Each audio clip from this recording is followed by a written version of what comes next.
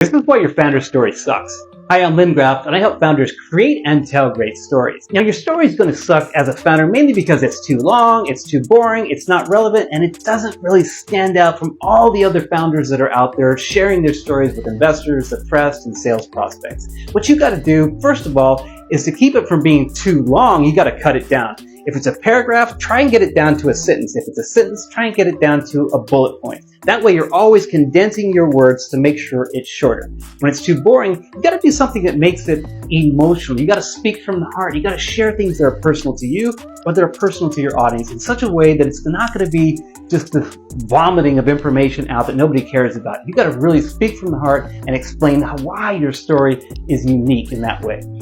Next, to make it relevant, you got to think about your audience. You got to speak to their needs, their wants, or their families. It's got to be proximity to whatever it is they care about. It's got to be those immediate things that they are worrying about on a regular basis. You're going to help improve their lives. You're going to help save time for them, make more money for them. It has to be relevant to them, or they're just going to tune you out because they got other stuff going on.